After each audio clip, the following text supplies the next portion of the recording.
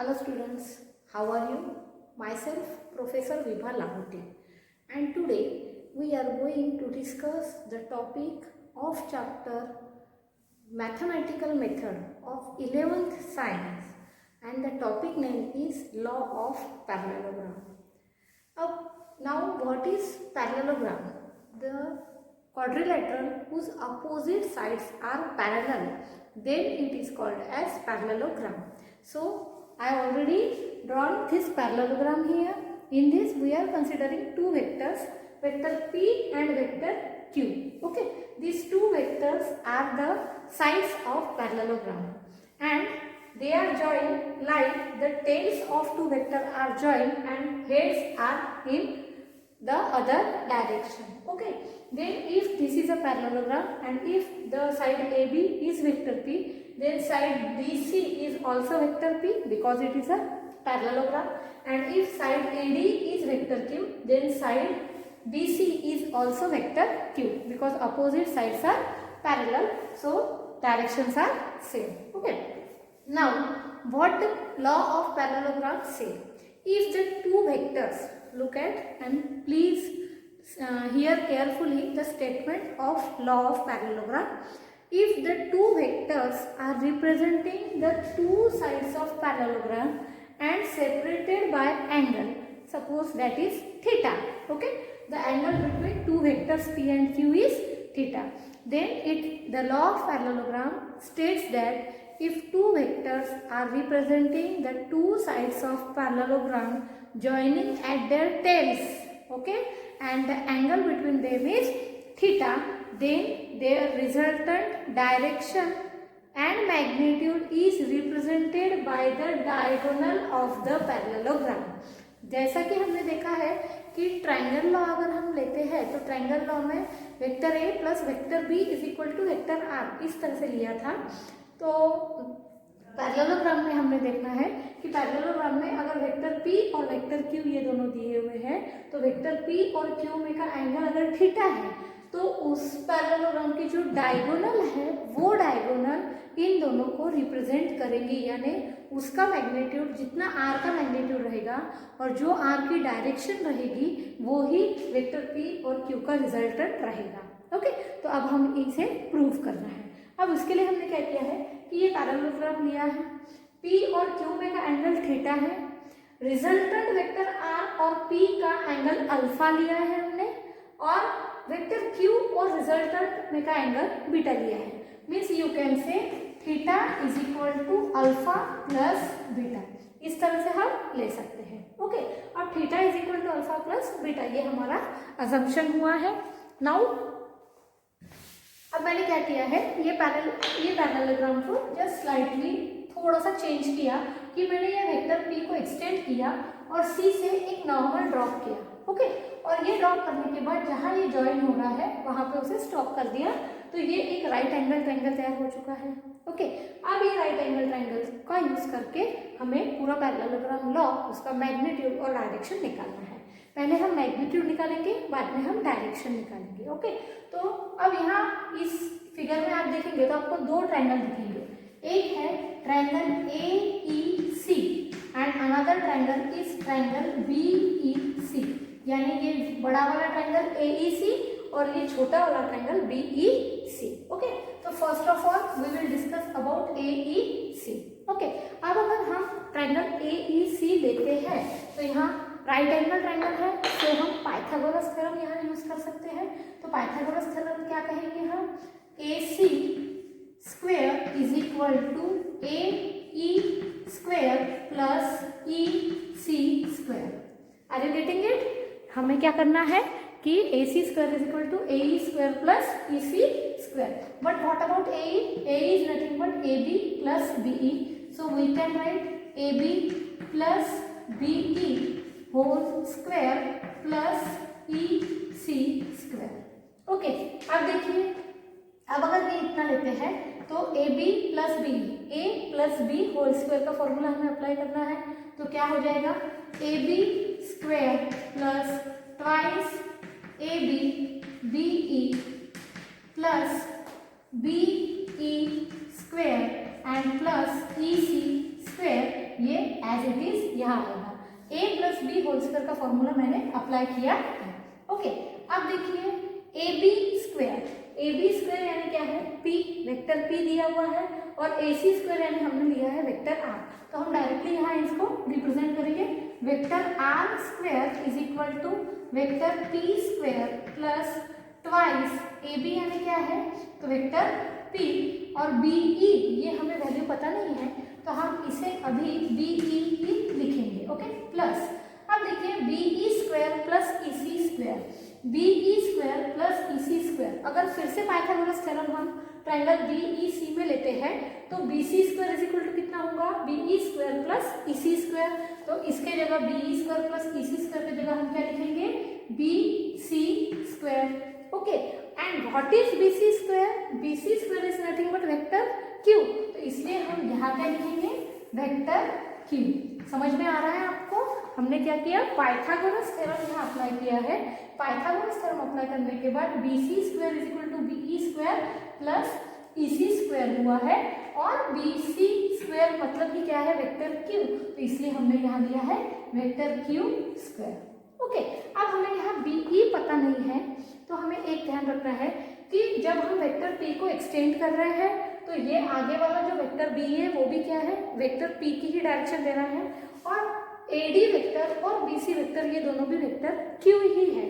तो अगर Q और P में का एंगल थीटा है तो यहाँ पे भी वो एंगल कितना हुआ, थीटा ही होगा, क्योंकि दोनों भी वेक्टर P और वेक्टर Q को ही हमने चेंज किया है, पोजीशन सिर्फ चेंज की है। तो अगर ये एंगल थीटा है तो ये भी एंगल क्या होगा, थीटा होगा।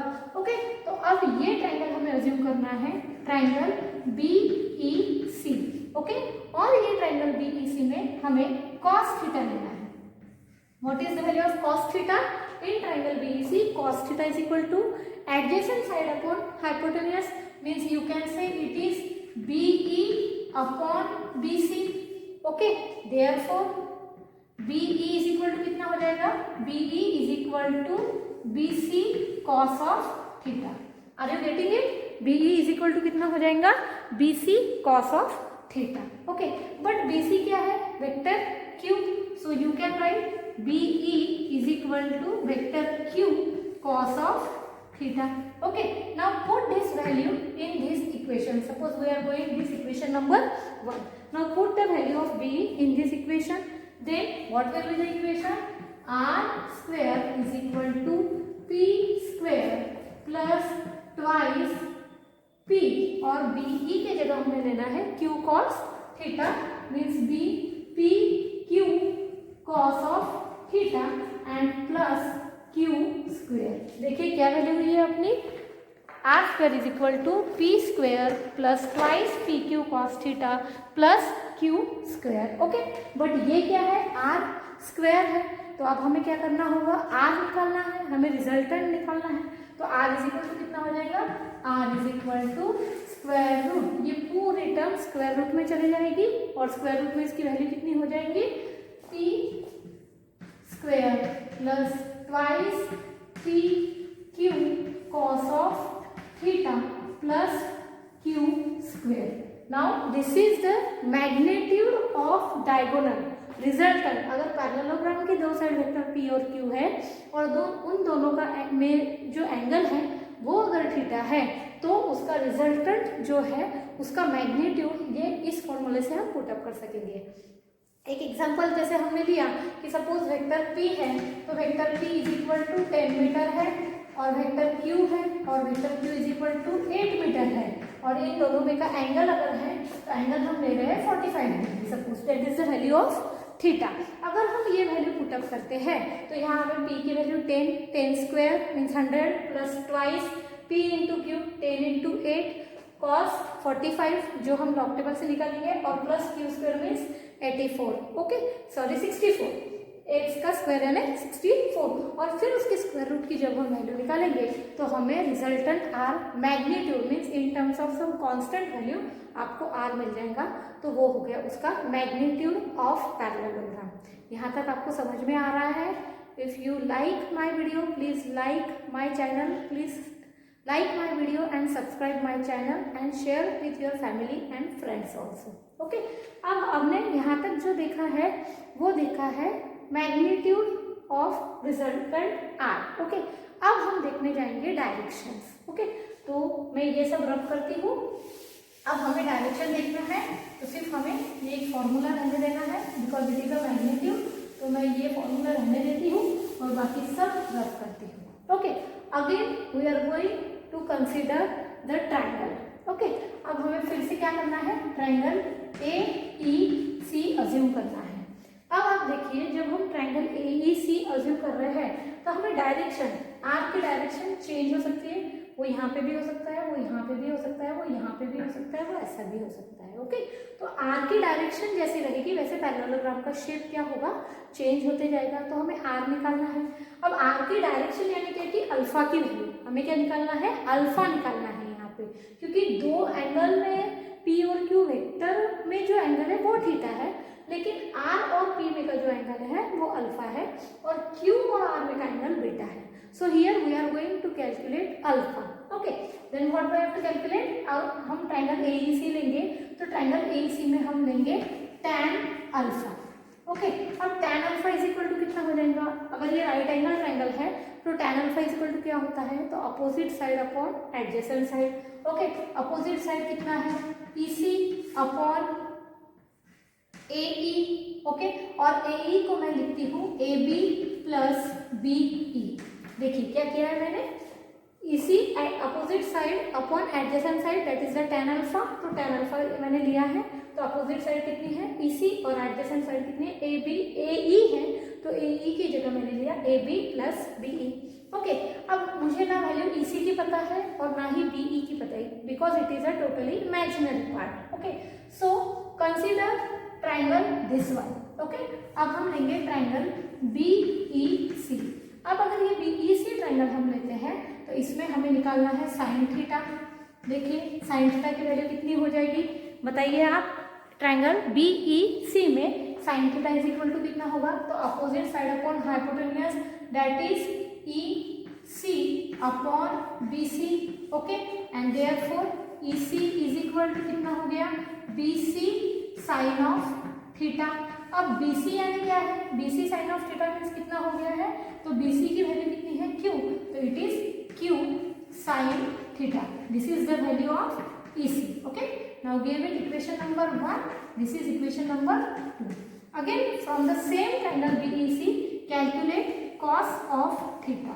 Now what is cos of theta, cos of theta is equal to BE upon EC and it is therefore BE is equal to कितना हो जाएगा, तो BE equal to होगा EC cos of theta और EC की value कितनी है, तो EC सॉरी BC होगा, ये BE अपॉन BC हो गया, extremely sorry, then this is BC cos of theta and BC is nothing but vector Q cos of theta. Okay, this is equation number 3. Now put equation 2 and 3 in equation 1. Then what happens, tan of alpha is equal to, अब tan alpha is equal to कितना हो जाएगा, तो हमें EC की value लेना है, तो EC इज इक्वल टू कितना है Q sine theta, then equation become Q sine theta upon AB is nothing but our vector P, that is vector P plus, और BE की वैल्यू कितनी आई है हमारी, BE is equal to Q cos theta, means equation number 3, तो Q cos theta. Okay, तो this is the value of tan alpha. Then what is the value of alpha, that is the direction of resultant diagonal. ये जो diagonal है ये vector P और Q का resultant है, तो उसकी डायरेक्शन यानी अल्फा का जो एंगल रहेगा उस हिसाब से उसकी डायरेक्शन क्या होंगी, चेंज होगी। तो अल्फा इज इक्वल टू कितना हो गया, tan inverse of Q sine theta upon P plus Q cos theta. Now this is the direction of resultant. देखिए जब हमने रिजल्टेंट वेक्टर आर निकाला तो उसका मैग्नीट्यूड पैरेललोग्राम लॉ से इतना है और डायरेक्शन ये है। Okay, this is the value of alpha. Okay, अब अल्फा ये क्या है, angle between P and Q। If we are going to calculate the angle beta, हम बीटा भी एंगल निकाल सकते हैं और बीटा के एंगल से भी हम डायरेक्शन आर की रिप्रेजेंट कर सकेंगे। तो बीटा के जो एंगल हैं, अगर हम बीटा एंगल लेते हैं तो बीटा का डायरेक्शन क्या हो जाएगा, बीटा का direction as it is same होगा, लेकिन सिर्फ रिप्लेसमेंट में जहाँ P है वहाँ Q और Q के जगह P आएगा, सिर्फ इतना ही चेंजेस है। Means you can say vector beta is equal to tan inverse of, जहाँ Q है वहाँ हमें P लेना है, vector P sine theta, sine cos में कोई चेंज नहीं होगा, plus vector Q plus P cos of theta. देखिए ये हो गया वेक्टर बी। अब हम अल्फा से भी आर की डायरेक्शन दिखा सकेंगे और बीटा से भी आर की डायरेक्शन दिखा सकेंगे। कभी कभी ऐसा होता है कि हमें अल्फा या बीटा की वैल्यू दी होती है और हमें थीटा निकालना होता है, तो उस वक्त अगर अल्फा दिया है और थीटा निकालना है तो हमारे पास फॉर्मूला है, लेकिन बीटा भी दिया है तो भी हमें ये निकाल के आना चाहिए, तो इसका फॉर्मूला है।